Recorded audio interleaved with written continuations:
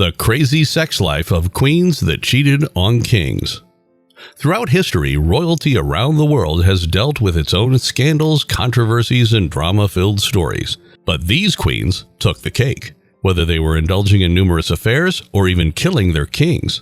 Keep watching to take a walk through history and learn about the most scandalous sex life of queens of all time.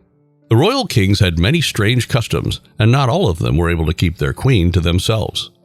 Let's share some of the crazy sex life of cheating queens in history. Queen Victoria, the lusty queen. Queen Victoria had a nymphomaniac-like insatiable sexual urge. She was utterly smitten with her husband. Victoria never really recovered from the loss of her husband in 1861, and for the rest of her life, she wore mostly black. After living in seclusion for years, John Brown, a Scotsman who accompanied the Queen on her hunting and fishing expeditions, won the Queen's favor. Their intriguing correspondence reveals more than just friendship, despite the fact that it appeared to be the start of a lovely 20-year friendship. The Queen's grief drove her insane after his death in 1883. 24-year-old Karim Abdul arrived at court in 1887 to serve at the Queen's table. Victoria, who was 68 years old, was still sobbing for John Brown and Albert, her true love.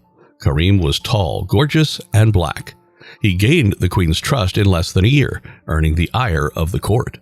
Their connection was untraditional and taboo, and it was certainly not Victorian. King Edward VII ordered the destruction of all the evidence following the Queen's passing in 1901. At least, he believed he did. Recent publication of Karim's journals has illuminated Queen Victoria's final great love. Maria de Romana, the Man Queen. She had a strong will, unwavering devotion for a nation that wasn't even her own, sexual scandals, and children who weren't hers. Her contemporaries referred to her as the Queen of Man because she was a confident brunette with piercing blue eyes and uncommon beauty. In 1892, Princess Mary of Edinburgh wed Ferdinand of Hohenzollern-Sigmaringen, Romania's future king. She despised him since he was 27 and was 10 years older than she. Marie had 6 kids in total. Prince Barbu Sturbai, a gorgeous man with dark brown eyes, was the love of her life. Her 2 youngest daughters, Ileana and Mircea, had an uncanny likeness to Sturbai, which wasn't ignored. To put a stop to the adventure, her son Carlos II deported her lover. She was pleading for love, expressing anguish and expressing despair in her letters to her old friend. Sturbai, in turn, invariably ends his emotional texts with the 5-letter words me and M. I love you, my Marie. Madame Deficit by Marie Antoinette. We've all seen the movies and heard the rumors. However, are they real? A particular person in Marie Antoinette's life existed in addition to her husband. She was not quite the prostitute as most myths show her. While still the Dauphine, Marie met Swedish soldier Hans Axel von Fersen during a dance in Paris. He was a charming and gallant man who frequented his Petite Trianon and even lived directly above her. No one can say for certain their true relationship, but their covert correspondence in Invisibility Inc. reveals their intense fondness for each other. And loving someone other than your spouse still counts as adultery, right? Fersen organized Marie and her family's escape during the French Revolution. He put his house up for mortgage and took out substantial loans, but the scheme failed. The Thornless Rose, Catherine Howard.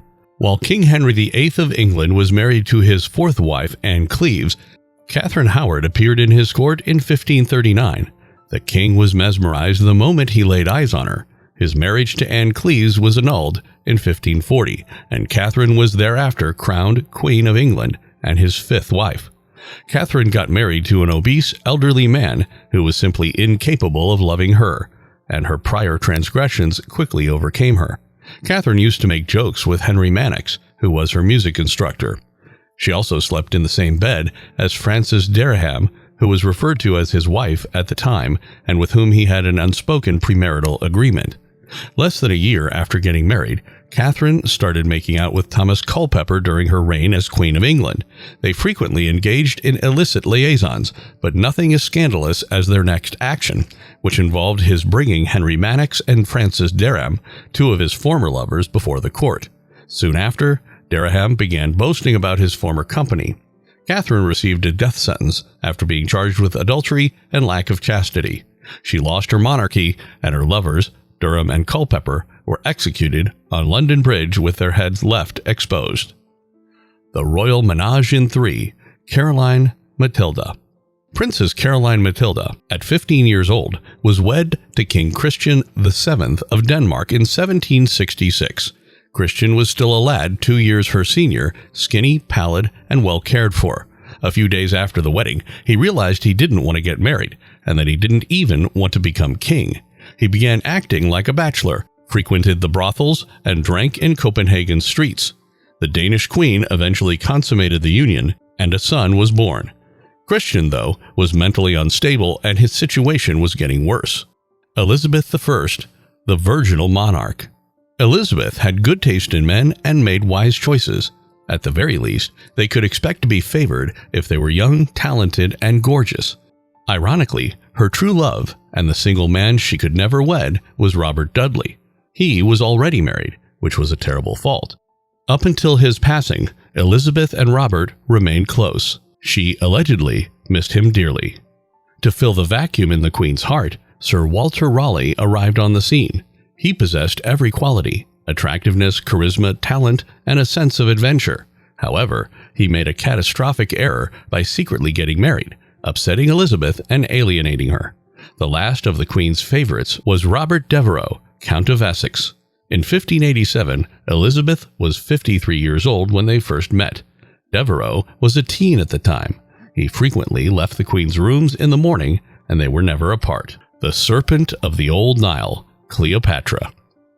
Cleopatra forged an alliance with the Roman Empire through Julius Caesar after Ptolemy tried to overthrow her. She had 22 years on him. She was 30 years his senior. They had a political relationship because they were both power seekers. She gave birth to a boy named Caesarion in 47 BC. Although Cleopatra accompanied the general to Rome, where they lived together until the general's death in 44 BC, Caesar never acknowledged the boy as his. When Cleopatra first encountered Mark Antony in the year 41, she saw a fresh chance to harness the might of Rome to reclaim Egypt's exiled kingdoms. They had no idea that their encounter would alter the course of the empire, and that their love story would go down in history as one of the most tragically romantic. After learning that Antony had wed Cleopatra instead of his sister, Octavius Augustus declared war on Egypt. After being beaten in Greece, Antony and Cleopatra left for home. When Antony was separated from her and kept in hiding, she resolved to stab herself with a sword after receiving a fictitious letter claiming that he had committed suicide. He was transported to Cleopatra's hiding location after being seriously hurt, where he passed away in her arms. She allowed a snake to bite her as she killed herself due to a broken heart. This ends our scandalous video for today. Do you think these queens did the right thing? Share your thoughts and also subscribe to the channel to see more interesting videos.